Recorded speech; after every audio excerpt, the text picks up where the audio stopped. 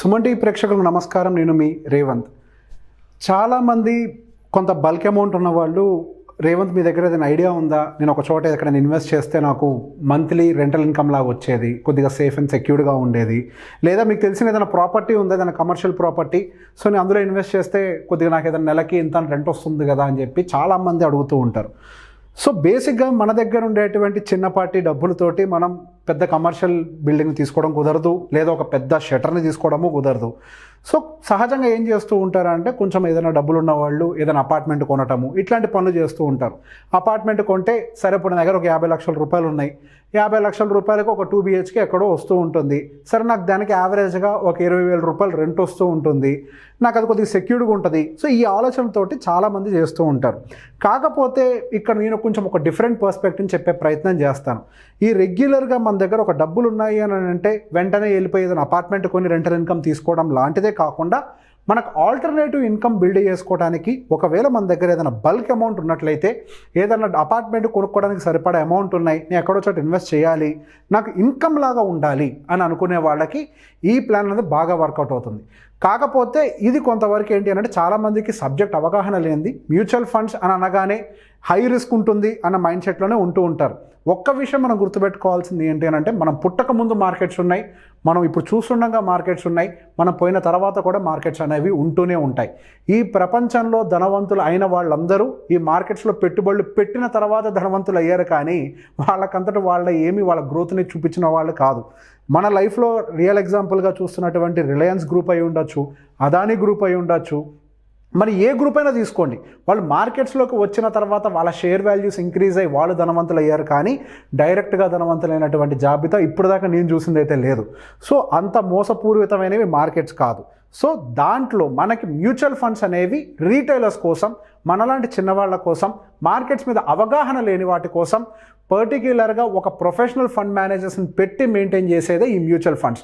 So వాటిల్లో మనం invest చేస్తే మన రిటర్న్స్ ఎలా ఉంటాయి? ఇప్పుడు ఫర్ ఎగ్జాంపుల్ మీరు 50 లక్షల రూపాయలు పెట్టి ఒక అపార్ట్మెంట్ 2 BHK ఫ్లాట్ కొన్నట్లయితే యావరేజ్గా ఒక 15,000 రూపాయల నుంచి 20,000 రూపాయలు రెంట్ మీకు వస్తుందని మనం ఎజ్యూమ్ చేద్దాం. మరి దాంతోపాటుగా ఏమొస్తుందండి అడిషనల్గా? ప్రతి సంవత్సరం మీరు దానికి ప్రాపర్టీ ట్యాక్స్ పే చేయాలి, వాటి యొక్క మెయింటెనెన్స్ ఎక్స్పెండిచర్ చూస్తూ ఉండాలి, ప్రతి 10 సంవత్సరాలకు ఒకసారి ఆ ఫర్నిచర్ ఏదో పాడవుతూ ఉంటుంది, దాన్ని రెనోవేషన్ చేయించాలి, ప్రతి 10 సంవత్సరాలకు ఒకసారి మీ పెయింట్ పాడవుతుంది, దాని మీద ఇన్వెస్ట్ చేస్తూ ఉండాలి. సో మీకు వచ్చే దాంట్లో మళ్ళీ కొంత డబ్బులు మీరు రీఇన్వెస్ట్ చేస్తూనే ఉండాలి కన్స్ట్రక్టెడ్ ప్రాపర్టీస్లో.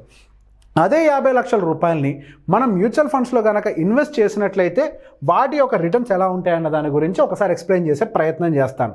సో 50 లక్షల రూపాయలు మన దగ్గర ఇనీషియల్గా ఫండ్ ఉంది, అపార్ట్మెంట్ కొనే బదులు మనం ఏం చేస్తామని అంటే, ఒక 12% CAGR ఇచ్చేటువంటి ఒక హైబ్రిడ్ ఫండ్లోనో, ఒక లార్జ్ క్యాప్ ఫండ్లోనో, వీటిల్లో కనుక మనం యావరేజ్గా ఇన్వెస్ట్ చేసినట్లయితే, మనం యావరేజ్గా నాకు నెలకు వచ్చేసరికి రెంట్ ఒక 25,000 కావాలి అనుకొని మనం ప్లాన్ చేసుకున్నామే అనుకోండి.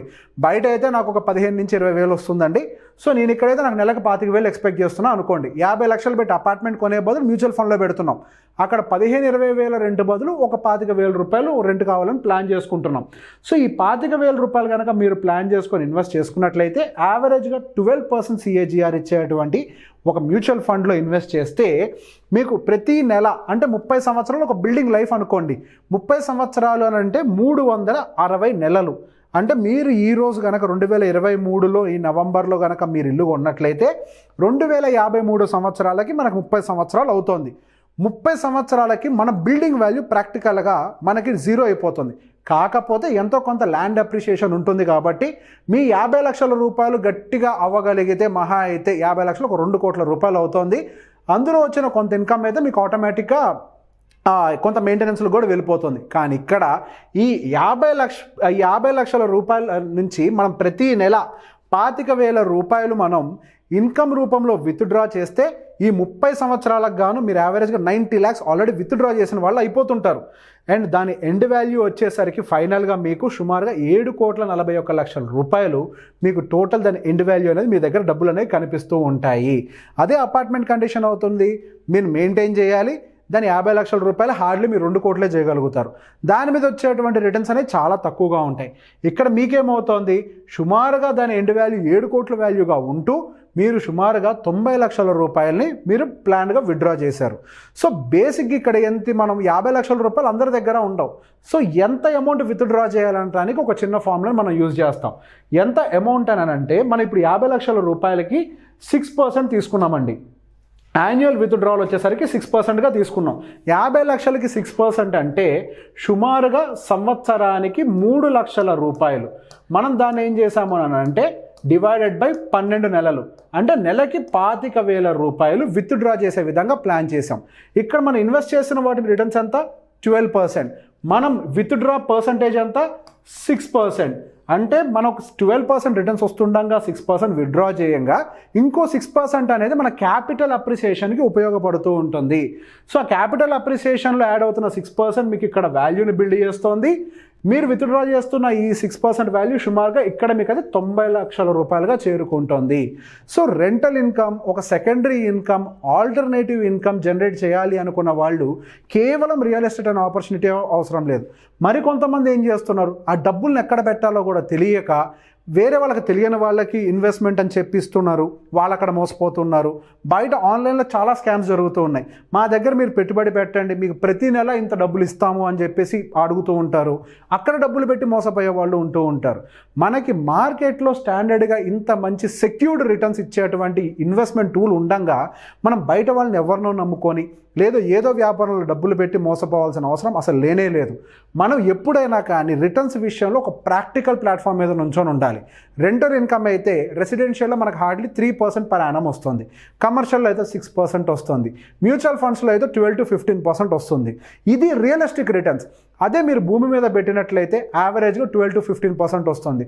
గోల్డ్లో పెట్టుబడి పెట్టినట్లయితే 9 to 12% వస్తూ ఉంటుంది. ఇవి రియలిస్టిక్ ఇన్వెస్ట్మెంట్స్. ఒక వెల్త్ని క్రియేట్ చేసే ఏ ఇన్వెస్ట్మెంట్ అయినా కానీ ఇటువంటి రిటర్న్స్ తోటే బయటకు వస్తూ ఉంటాయి.